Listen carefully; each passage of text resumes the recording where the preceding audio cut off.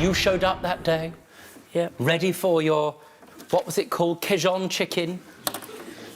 With the cheese and the potato, sitting there thrilled and excited about a day, reading Jackie Collins in one hand, spoon in the other. Disappointed. All blacked out.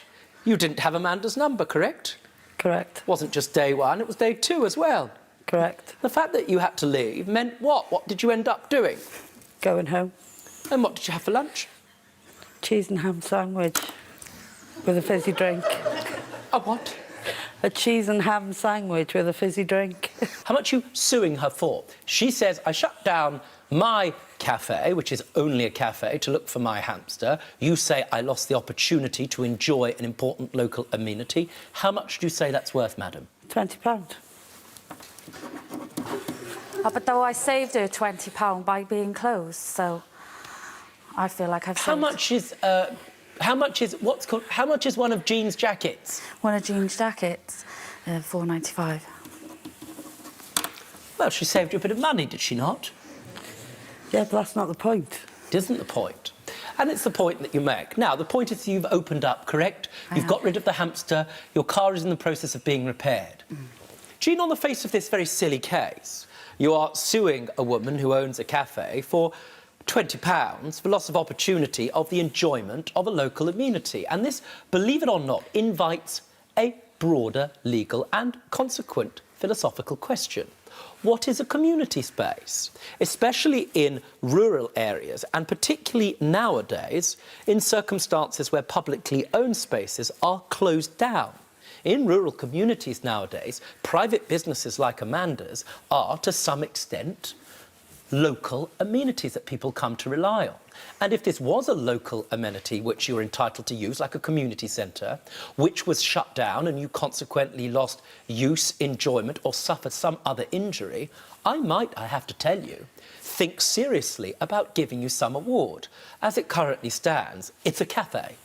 And so, therefore, in the circumstances, you don't have a case, even for your £20. And so I dismiss your case. With this bit of advice, I might not have awarded you the £20, but it seems to me at least you had a happy afternoon with cheese sandwiches and some fizzy drinks. Your case is dismissed, and I wish you the best of luck. The two of you were in a relationship. Do you have children together? Yes, one.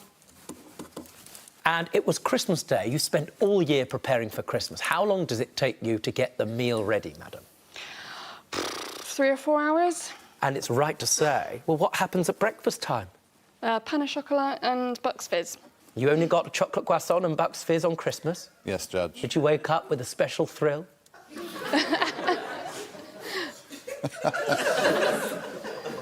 If they were well cooked, Judge, yeah. Now, it got to this Christmas a few years ago. You prepared everything just so. The happy memory of Christmas, madam, what happened? Adam ruined it all. At Christmas dinner, everything was laid out. I'd planned Take it all. in stages. I'd like you to explain it. We've got all the time in the world. Yeah. I've been busy all day cooking Christmas dinner, and as you know, I've been planning it for months and months and months. It's on the table. The kids are all excited. I'm happy. The turkey looks lovely. And Adam sits on the table. It's like a drop leaf table. Just be clear, what that means is you can pull up the sides. That's right, yeah. And it's a bit precarious, but when you pull up the sides, it means the table's bigger for everybody. That's right, Judge, yes. Carry on. And he's put his elbows on it, and it's not gone great from there. It's kind of collapsed a bit, and there's wine in the Christmas dinner, and glasses smashed. Do you accept that's what happened?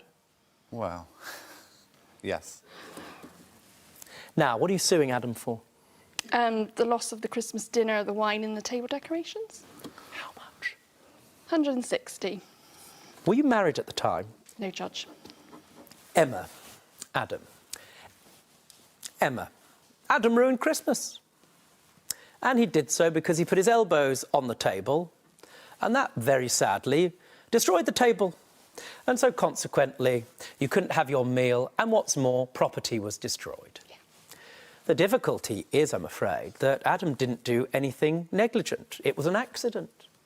And because it was an accident, I'm afraid to say you have no legal case against him. If he'd done it deliberately or negligently, you'd be able to recover the money. So sadly, I'm afraid, I have to dismiss your case. Thank you, Judge. As the basis of your case, you're expecting your very close group of friends to celebrate what is a very special birthday. It's been planned for a long time. And at the centre of the social world over there, called Ebony, did she give you sufficient notice that the thing was off? What No. time? Well, how did she get in touch with you? Was it We by just text, talking? yeah. Was it by text or was it by phone? Text. What did the text say? She just said that I don't think we're going to be able to go out tonight. Ellie, what was the preparation you had put into this 21st birthday? I bought a new outfit. I got my nails done, my makeup done, my hair done, my eyebrows, and I got a spray tan and I got my shoes. You got a spray tan? Yeah. Now, I presume you were more careful about it. Yeah, I actually went to a shop to get mine done. So you've got a very expensive outfit. You've really worked hard to make yourself ready for your 21st, to Yeah. celebrate this unique occasion, correct? Yeah. And there you were. It's all ready. I don't know what the thing on the right-hand side is. It's just a bodysuit. It's a what? It's a bodysuit. Who were you with the all-you-can-eat Chinese with? And my boyfriend. You with your boyfriend? Yeah. 21st birthday, sitting there, looking at each other. It's the most special night apart from your 18th. It's all downhill from there. And the only thing that you have is some crispy duck and a spring roll. Did you at least have that outfit? I didn't have that outfit on. I got some nice jeans to wear. On a scale of 1 to I'd rather have been out having fun with Ebony, where would you place yourself? I would rather be out fun having it. Rather be Understood. Now, Ebony, did you feel a little bit bad about all this? Well, I didn't do it on purpose. I can't go out with a face that were all uneven and patchy and horrible. I wouldn't be comfortable and I wouldn't have a good night anyway.